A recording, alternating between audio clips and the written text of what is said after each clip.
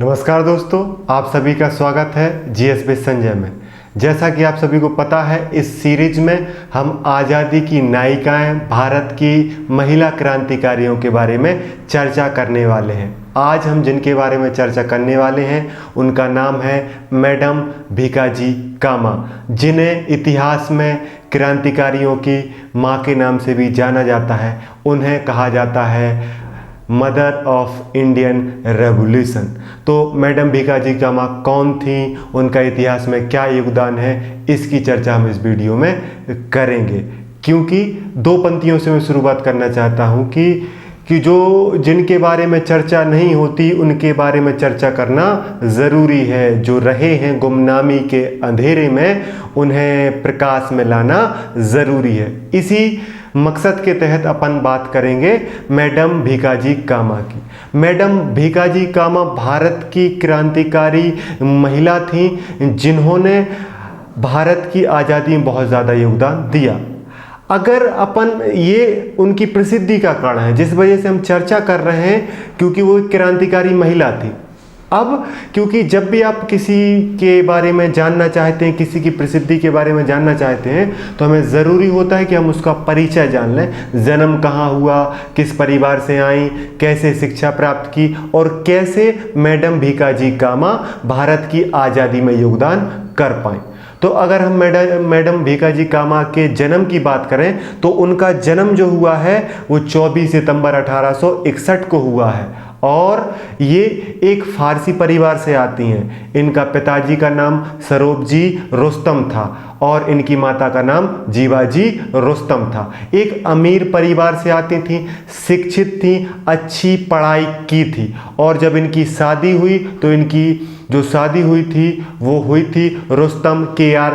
कामा से। इसीलिए मैडम भीकाजी कामा का पूरा नाम भीकाजी रुस्तम कामा भी था। इनका परिवार भी बहुत धनी था। जहां इनकी शादी हुई वो परिवार भी बहुत धनी था और इनका परिवार सामाजिक कार्यों में लगा हुआ था। और इनके परिवार, इनके पति, इनके ससुराल, इनके पिता, सभी का संबंध ब्रिटिश सत्ता से अच्छा था। लेकिन मैडम भीकाजी कामा के अंदर देशभक्ति विराजमान थी। इसलिए जब जीवन में उन्हें मौका मिला तो उन्होंने पहले सामाजिक कार्य शुरू किया, फिर उन्होंने भारत की आज़ादी के लिए कार्य करना शुरू किया। मैडम भीकाजी कामा ने जब भारत की आज़ादी के लिए काम करना शुरू किया, जब उन्होंने लोगों के लिए काम करना शुरू किया, जब उन्होंने देशभक्ति के लिए काम करना शुरू किया, तब उनके सामने अनेक समस्याएं आईं। जब एक बार की बात है, जब भारत में 1896 में जब प्लेग फैला तो उसमें सामाजिक कार्य करने के दौरान मैडम भीकाजी कामा की भी तबीयत खराब हो गई और उन्हें इलाज के लिए लंदन जाना पड़ा। जिसके बाद से उन्हें, देखो वो आप सोचो, मैडम भीकाजी कामा समाज के लिए काम करते हुए बीमार हुई और उन्हें विपरीत परिस्थितियों में विदेश जाना पड़ा। लेकिन विदेश जाके उन्होंने चीज़ों को और अच्छे से मैनेज किया। वो लंदन में रहने लगी, जहां से उन्होंने भारतीय आज़ादी के काम को जारी रखा। मैडम भीकाजी कामा पहले दादा भाई नौरोजी से मिली, फिर वो भारत के एक प्रसिद्ध क्रांतिकारी व्यक्ति श्यामजी कृष्ण से मिली और लंदन में वो देशभक्त लोगों से, भारत की आज़ादी चाहने वाले लोगों से लगातार संपर्क में रहने लगी। अब क्योंकि मैडम भीकाजी कामा को जिस बात के लिए याद रखा जाता है वो बात है 1907 की, जब वैश्विक सोशलिस्ट कॉन्फ्रेंस का आयोजन जर्मनी में किया गया। ये बात है 1907 की। इस कार्यक्रम में मैडम भीकाजी कामा ने न सिर्फ भाग लिया बल्कि उन्होंने पहली बार भारतीय ध्वज को फहराया। 1907 स्टुटगार्ट जर्मनी में वैश्विक सोशलिस्ट कॉन्फ्रेंस में मैडम भीकाजी कामा के द्वारा पहली बार भारतीय राष्ट्रध्वज को फहराया गया। यही मैडम भीकाजी कामा की क्रांतिकारी गतिविधि का सबूत है। यही उनका इतिहास में बहुत महत्वपूर्ण योगदान है। यहाँ से उन्होंने भारत के लोगों को राष्ट्रध्वज के मतलब को समझाया। उन्होंने क्रांतिकारियों को समझाया कि आप विदेश में रहकर बिना डरे अपने काम को कर सकते। अगर हम बात करें जो मैडम भीकाजी कामा ने जो तिरंगा झंडा फहराया, जिसे राष्ट्रीय ध्वज कह सकते हैं आप, ये वर्तमान ध्वज से अलग था लेकिन विशेष ध्वज था। जैसा कि आप चित्र में देख पा रहे हैं, ये ध्वज 3 रंगों में बटा हुआ था। इसमें पीला रंग था, इसमें हरा रंग था और इसमें साथ में लाल रंग भी था। हरा, पीला और लाल रंग था ये ध्वज।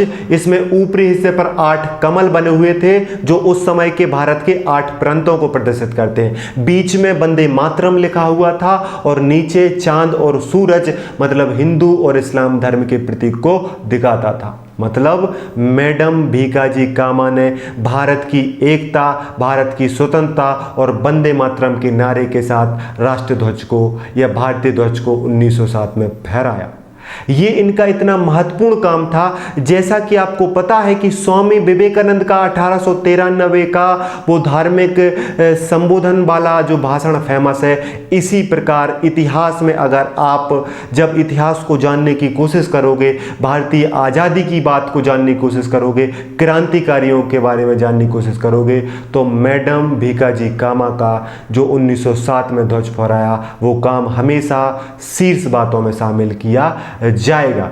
मैडम भीकाजी कामा विदेश में लगभग 33 वर्षों तक रहीं। वो लंदन में रहीं, वो पेरिस में रहीं, वो जर्मनी में रहीं और भारत की आज़ादी के लिए काम करती रहीं।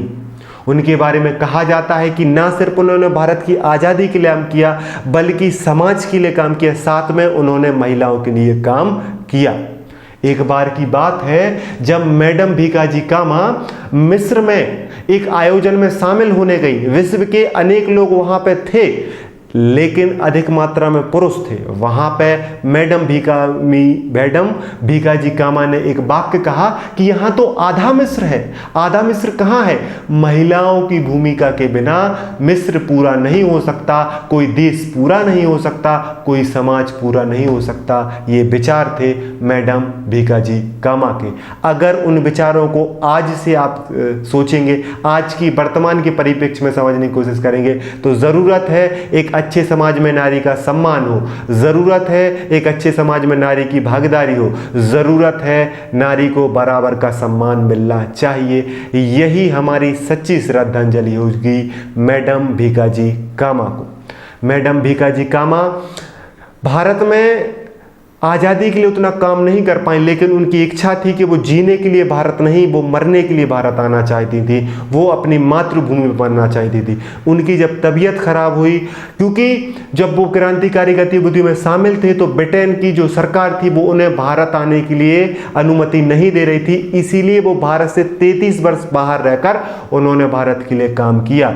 लेकिन अंतिम समय में जब वो बीमार हो गई, शारीरिक रूप से कमजोर हो गई, तो उन्होंने अपने लिए मरने का स्थान भारत को चुना और वो आखिरी समय में ब्रिटिश सरकार की अनुमति से उनकी शर्तों के साथ भारत आई और 13 अगस्त 1936 में मैडम भीकाजी कामा ने अंतिम सांस ली।